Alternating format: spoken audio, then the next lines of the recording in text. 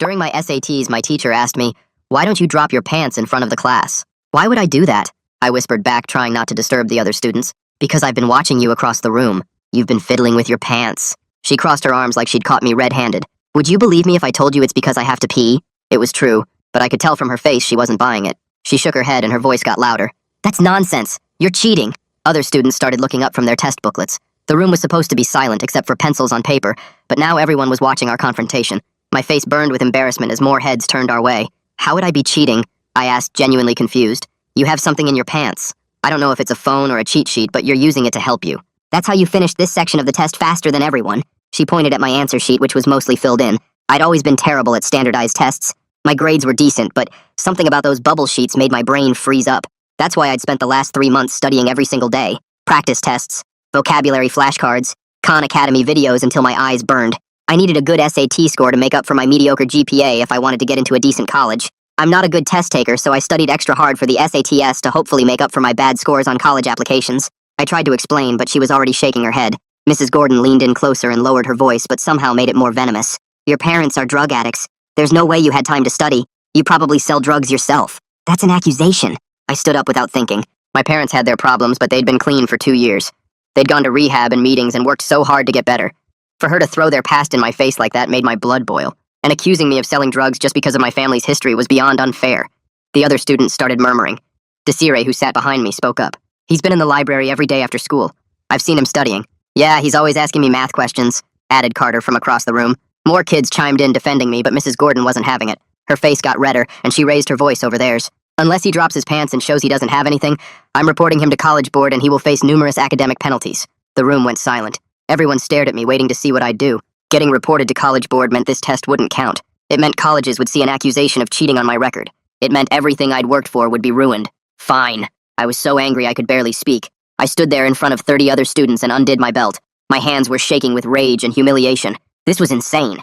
No teacher should have this kind of power, but I couldn't risk my entire future on principled stand. I dropped my pants to my ankles, revealing my Rick and Morty boxers. Some kids gasped. Some girls smiled. Others looked away. But then something fluttered to the ground. A folded piece of paper fell out of somewhere and landed between my feet. I stared at it in shock because I had no idea where it came from. It wasn't mine.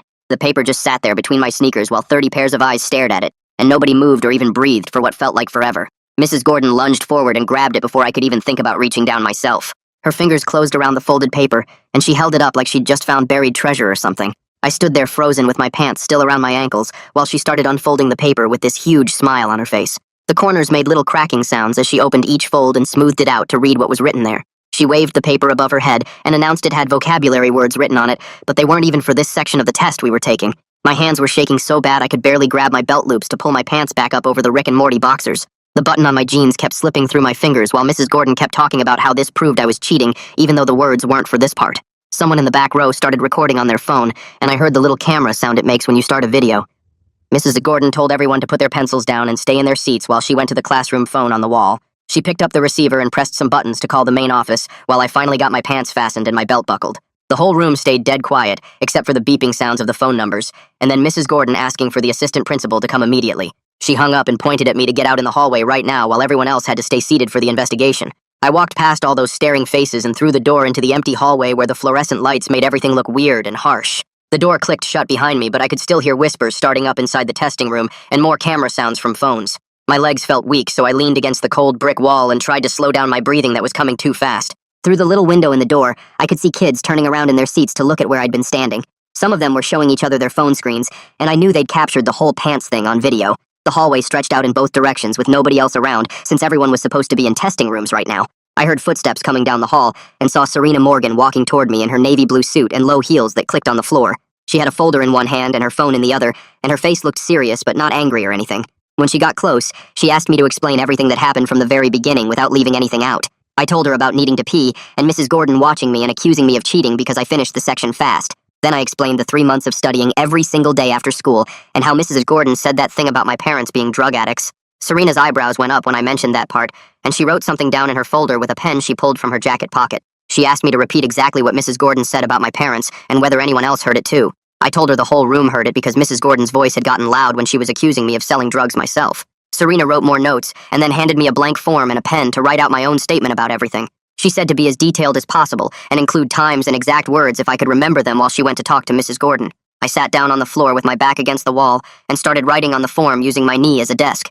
Through the door, I could hear Serena's voice getting firm and then Mrs. Gordon's voice getting defensive, but I couldn't make out the actual words. My hand cramped up from writing so fast, but I kept going because I wanted to get every detail down before I forgot anything. Other classroom doors started opening as kids went between testing sections, and some of them saw me sitting there and whispered to each other. Serena came back out after about 15 minutes with the folded paper in a clear plastic bag like evidence or something. She told me she was confiscating it for the investigation and would have to report this whole thing to the college board as a testing irregularity. My stomach dropped when she said college board because that meant my scores would probably get canceled and colleges would see it on my record.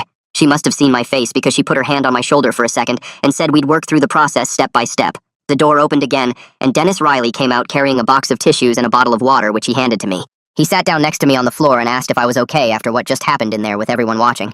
I told him about the boxers thing and how humiliated I felt having to do that in front of the whole class. He nodded and said that should never have happened, and we'd address that part separately from the cheating accusation. My phone buzzed in my pocket, and I pulled it out to see 3 text messages from kids in my class, plus one from my mom asking why the school called.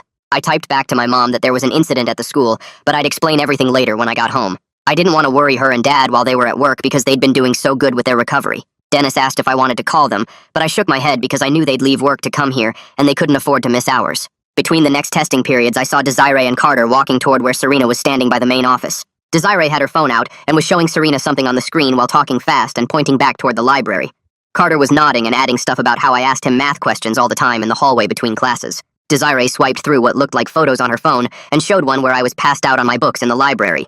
Serena took notes about what they were saying and asked them each to write statements just like she'd asked me to do earlier. After they left, Serena came back over to where Dennis and I were still sitting and crouched down to our level. She explained that the college board would definitely put my scores on hold while they investigated, which could take several weeks to resolve. That meant I'd probably miss early application deadlines for colleges, since my mediocre GPA really needed those SAT scores to balance things out. The bell rang for lunch and I grabbed my backpack to head out, but my phone started buzzing like crazy. I pulled it out and saw notification after notification from group chats and social media. Someone had taken a picture of me standing there in my Rick and Morty boxers, and turned it into a meme with the caption, "When you study for 3 months but still get caught cheating." My stomach turned as I scrolled through the messages and saw it spreading everywhere. Kids were adding their own captions and laughing reactions and sharing it to every platform. I couldn't face walking into the cafeteria with everyone looking at me and whispering. Dennis appeared in the hallway and saw my face and asked if I wanted to eat lunch in his office instead. I nodded and followed him down the empty hall while more notifications kept coming through my phone. He had a mini fridge with some sandwiches and sodas and told me to help myself while he worked on some paperwork. I sat there eating a turkey sandwich that tasted like cardboard while watching the memes spread to more and more group chats. After school, I was heading to my locker when Aurelia Snow called my name from the library entrance. She waved me over and said she'd heard about what happened during the test and wanted to help. She led me to her desk where she had her computer open to the lab sign-in system. Her fingers flew across the keyboard pulling up records from the past 3 months. Every single day after school, my name was there logged into the computers from 3:30 to 6 or sometimes later. She printed out page after page of the logs and put them in a folder. "I'm taking these straight to Serena Morgan," she said, and marched toward the main office. I went home and tried to do homework but couldn't focus on anything. My parents asked about my day, and I just said it was fine because I didn't want to stress them out yet. That night, lying in bed, I stared at the ceiling thinking about everything that happened. Part of me wanted to just let it go and take the makeup test and move on with my life. But then I thought about Mrs. Gordon's face when she talked about my parents being drug addicts. I thought about how she made me drop my pants in front of everyone just to humiliate me. I sat up in bed and made a decision that I was going to fight this no matter what. The next morning, I woke up to an email from the college board with the subject line, "Score Hold Notice." My hands shook as I opened it and read the automated message about my scores being under review. It said the investigation could take up to 6 weeks, and during that time, my scores wouldn't be released to any colleges. 6 weeks meant missing every single early application deadline, which basically ruined my college plans. I screenshot the email and sent it to Serena, who replied that she'd officially filed the report yesterday as required. She asked me to come to her office before first period to discuss some new developments. I got to the school early and went straight to her office where she had the plastic bag with the paper on her desk. She put on gloves and carefully unfolded it to show me what was written on it. The paper had vocabulary words, but they were for a completely different section of the test than the one we were taking. The handwriting was neat and small, and definitely not mine since I write big and messy. "This is good for your case," she said, while taking photos of the paper from different angles. She explained that Mrs. Gordon had submitted her written report about the incident yesterday afternoon. The report included a detailed description of how she made me remove my pants in front of the class. Serena's face got serious as she explained this was a major violation of testing protocol and student dignity. The district HR department was now involved because forcing a student to undress crossed multiple policy lines. She said they'd be investigating Mrs. Gordon separately from the cheating accusation, which might actually help my case. After that meeting, Dennis found me in the hallway and asked me to come to his office after school. When I got there, he had boxes of my stuff spread across his desk and floor. He'd gone to my house and gotten all my SAT prep materials with my parents' permission. We spent 2 hours organizing everything into a timeline showing my study progress over 3 months. The Khan Academy app on my phone showed over 200 hours of practice problems and video lessons completed. We printed out screenshots of my progress charts showing how my practice scores slowly went up from 1180 to 1400s. I had receipts for 5 different SAT prep books that I'd bought with money from my part-time job.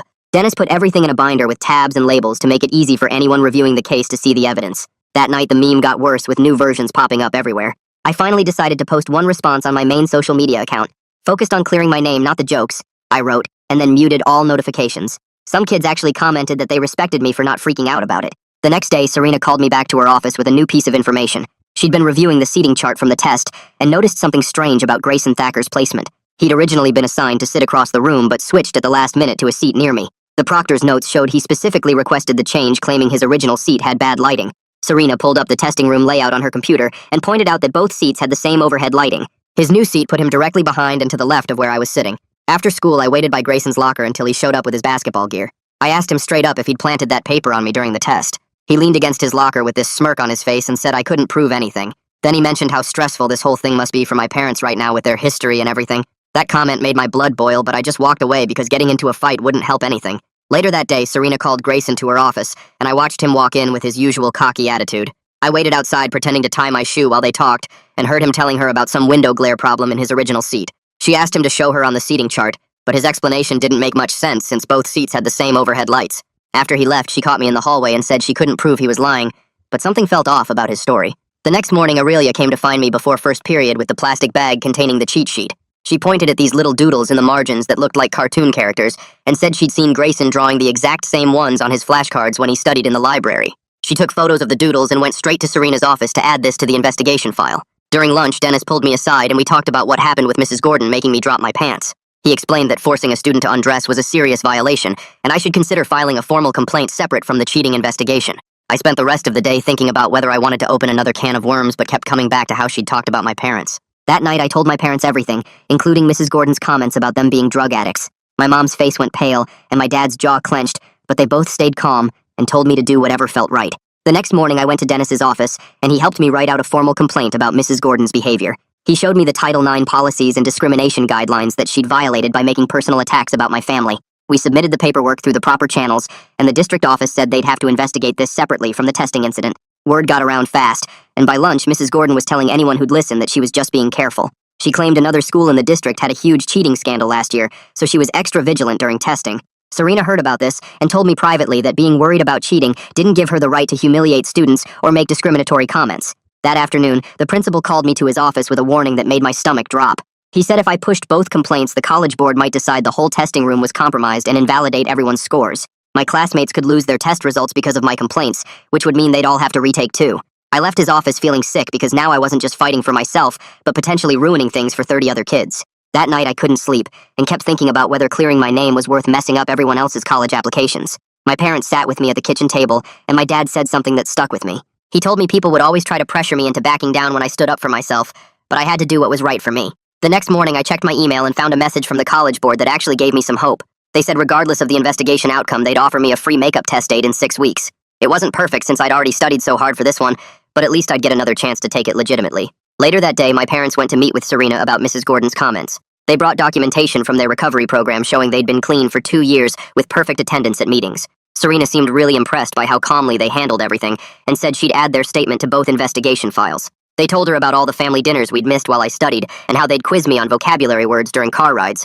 My mom even showed her receipts for the SAT prep books she'd bought me with money from her overtime shifts. That evening, I was doing homework when my phone buzzed with a text from Taylor, who sat 3 rows over during the test. She sent me a screenshot from a group chat showing Grayson asking if anyone had a vocabulary cheat sheet 3 days before the SAT. The timestamp showed it was posted the Wednesday before the test, and he'd specifically asked for one small enough to hide. Taylor said she didn't want to get officially involved because Grayson's friends were mean, but she thought I should know. I stared at that screenshot for a long time, thinking about how everything was starting to make sense. Grayson had planned this whole thing and somehow slipped that paper near me during the chaos of the confrontation. The seat change wasn't random, and neither was the cheat sheet appearing right when I dropped my pants. But without Taylor willing to come forward officially, I just had another piece of evidence that couldn't really help me. I saved the screenshot anyway, and decided to show it to Dennis tomorrow to see if there was any way to use it without getting Taylor involved. The next morning, I showed Dennis the screenshot on my phone and watched his face get serious as he read through the group chat messages. He leaned back in his chair and explained that without Taylor willing to testify, we couldn't use it officially, but we could mention to Serena that students had seen concerning messages. I put my phone away, feeling frustrated because I understood Taylor's fear of Grayson's friends, but this was proof he'd been looking for a cheat sheet. Dennis called Serena and asked her to come to his office, and when she arrived 20 minutes later, he told her about anonymous student reports of suspicious messages. She took notes and said anonymous tips could only do so much without someone willing to go on record, but she'd add it to her investigation notes anyway. That afternoon, an email came through from the district HR department, and I read it 3 times to make sure I understood what it said. They'd reviewed Mrs. Gordon's actions during the testing incident and found she'd violated multiple protocols, including forcing a student to undress in front of others. The email said she was removed from all testing duties immediately and would need to complete retraining before being allowed to proctor any exams again. I felt a small bit of relief knowing she wouldn't be able to do this to another student, but it didn't fix my current situation with the college board. Dennis found me in the library after school and sat down across from me at the study table where I was trying to focus on homework. He told me I needed to stop feeling guilty about all the attention this was bringing to the school and reminded me I hadn't done anything wrong. We spent the next hour practicing how to stand up for myself without constantly apologizing or making excuses for taking up people's time. He had me repeat phrases about my rights as a student and how to advocate for myself without backing down when adults tried to make me feel small. 2 days later, another email arrived from the college board requesting additional documentation for their investigation. They wanted the official seating chart from the test day, Mrs. Gordon's training records, and any surveillance footage from the testing room if available. Serena forwarded me the email saying she was gathering everything they requested, and this showed they were taking the irregularities seriously now. The security officer came to the testing room that week and spent 2 hours examining the layout and taking measurements. He moved desks around and had another staff member sit where I'd been while he tested different angles and positions. After his review, he wrote up a report saying someone could potentially slip a paper under a desk from behind during bathroom breaks or other movement in the room. It wasn't definitive proof that someone planted the paper on me, but it showed it was physically possible for it to happen without me knowing. I was walking to my car after school on Thursday when Mrs. Gordon appeared from behind a pillar in the parking lot. She blocked my path and started talking fast about how I was ruining her career over nothing and asking if my parents were proud of raising such a vindictive kid. I tried to walk around her, but she kept stepping in front of me, and her voice got louder as she accused me of trying to destroy her life. What I didn't notice was a sophomore named Hendrix standing by the bike racks recording the whole thing on his phone. Mrs. De Gordon kept going for another 2 minutes saying I was a liar and my family was trash before she finally stormed off to her car. Hendrix came over and showed me the video asking if I was okay and saying that was messed up what she'd done. I asked him to send me the video and thanked him for recording it because now I had proof of her harassing me outside of school. The next morning I sat in Dennis's office as he watched the video with a concerned look on his face. He explained there were legal complexities about using recordings, but since it happened in a public space and Hendrix recorded it voluntarily, we could submit it. I decided to include it as evidence of continued harassment because this wasn't about revenge, but showing a pattern of bias against me. Dennis helped me write up a statement about the parking lot incident, and we submitted it along with the video to both the district investigation and the college board review. Within 3 hours, Serena called Mrs. Gordon to her office, and we could hear raised voices through the walls even from down the hall. The next day, Mrs. Gordon wasn't in her classroom, and word spread quickly that she'd been reassigned to administrative work only with no student contact while under investigation. Some teachers seemed to support her and whispered about unfair treatment, while others said she'd gone way too far with the pants incident and deserved consequences. The whole situation had split my class down the middle, with some kids saying I was brave for standing up to her and others saying I was making too big a deal out of everything. I tried to focus on the friends who'd supported me from the beginning and ignored the ones spreading rumors that I was just trying to get attention. During lunch, I sat with Desiree and Carter, who'd both defended me that day in the testing room, and they helped me laugh about other things instead of dwelling on the drama. Later that week, Aurelia called me to the library and showed me something interesting she'd noticed while organizing supplies. She held up the original cheat sheet in its evidence bag and pointed to the blue ink used to write the vocabulary words. Then she pulled out a specific pen from her desk drawer and explained she'd lent this exact brand to Grayson the week before the SAT when he'd asked to borrow something to write with. She'd remembered because it was her favorite pen, and she'd made him promise to return it, which he never did. Aurelia took photos of both the pen and the cheat sheet and immediately went to add this detail to Serena's investigation file, even though we all knew circumstantial evidence could only do so much. The next few days, I kept my mouth shut about Grayson, even though everyone was talking about the pen thing. I saw him in the hallway between classes, and he gave me this weird look, but I just kept walking. My friends kept asking if I was going to tell Serena about Taylor's screenshot, but I couldn't do it. Getting into some big fight with him wouldn't help my case, and might make me look like I was just trying to blame someone else. I spent that whole week waiting for the college board to make their decision while trying to focus on my other classes. The email finally came on Friday afternoon while I was sitting in the library. My hands shook as I opened it on my phone. They were canceling my current scores, but I could retake the test without any cheating mark on my record.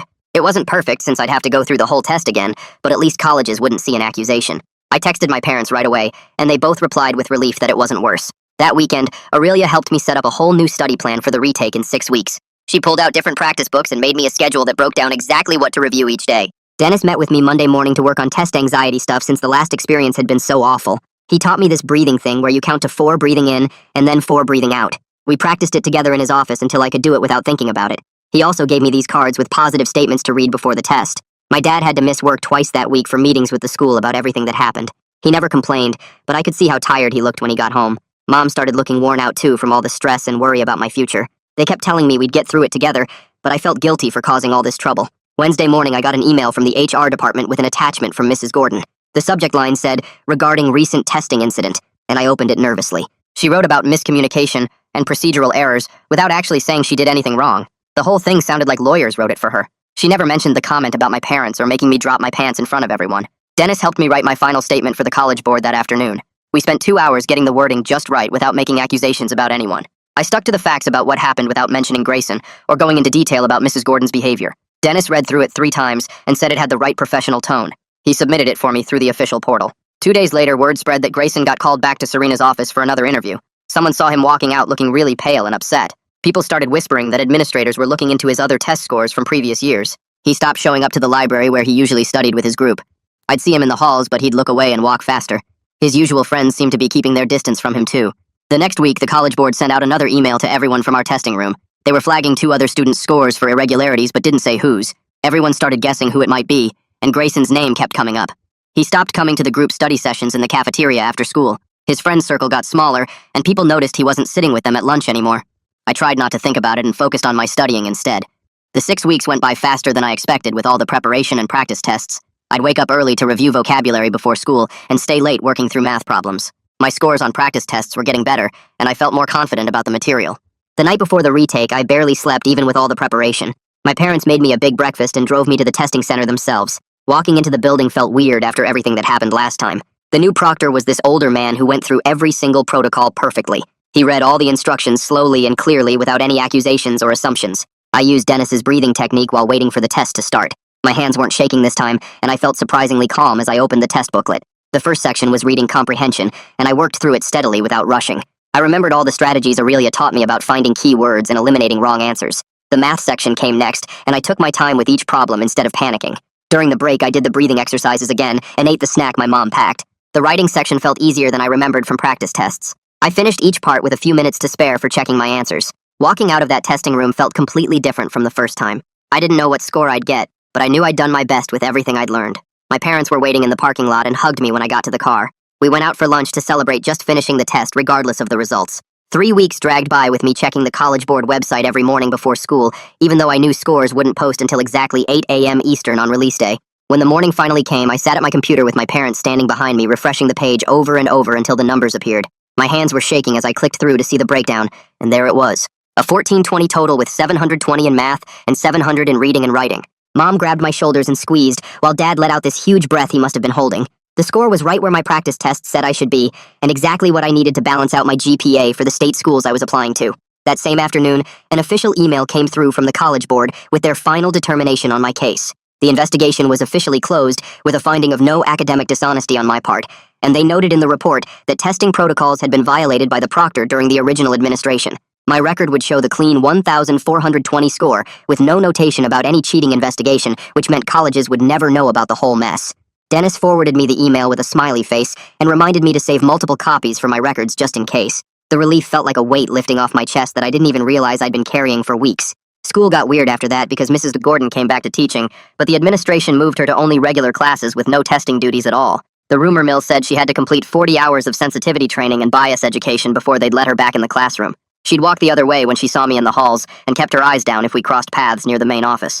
Part of me felt bad for her, but then I'd remember her comment about my parents, and the anger would come back. Meanwhile, Grayson just disappeared from all the usual spots where the smart kids hung out. His name got quietly removed from the next SAT registration list, and people started saying he was taking a gap year instead of applying to colleges right away. Nobody ever told us students what the investigation found about him, but the way teachers looked at him in class said enough. His friend group got smaller and smaller until he was basically eating lunch alone in the corner of the cafeteria. By the time winter formal rolled around, the whole incident had become old news as everyone moved on to the latest drama about who was dating who and which teacher was rumored to be leaving. My close friends would still make jokes about it sometimes, but not in a mean way, more like an inside thing we all shared. The Rick and Morty meme finally died when someone else did something embarrassing at a basketball game and became the new target. My parents surprised me by signing up for extra recovery meetings after everything settled down. Dad said the stress of the situation reminded them how important their sobriety was, and they wanted to stay strong for our family. We started having these Sunday dinners where we'd actually talk about real stuff instead of just passing the salt and asking about homework. Mom told me she was proud of how I stood up for myself without losing my integrity, and that meant more to me than any test score. When it came time to write my college essays, I sat down with Dennis to figure out how to frame everything. We decided to focus on perseverance and standing up against prejudice without getting into the specific details about dropping my pants. He helped me craft this narrative about overcoming obstacles and maintaining dignity under pressure that sounded way better than what actually happened. Dennis wrote me this amazing recommendation letter that he let me read even though I wasn't supposed to see it. He talked about my character and resilience and how I handled a difficult situation with maturity beyond my years. He never mentioned the specifics, but colleges would understand something significant had happened, and I'd come through it stronger. Aurelia wrote me a letter too about all those hours in the library and my dedication to improving myself. Walking past that testing room on the last day of the semester brought everything flooding back for a second. I could almost feel the embarrassment creeping up my neck again and hear the whispers from that day. But mostly I felt proud of myself for getting through it all. I'd faced down a teacher who tried to use my family's past against me and came out with my dignity intact. The SAT score I earned through honest hard work would help me get into college, and nobody could take that away from me. Everything that happened taught me I was stronger than I knew, and that standing up for what's right matters even when it's hard and embarrassing and makes you want to hide under your bed forever. Thanks for hanging out and wondering through all of this with me. It's really been a journey worth sharing together. I'll catch you in the next one. Like the video, it helps more than you think.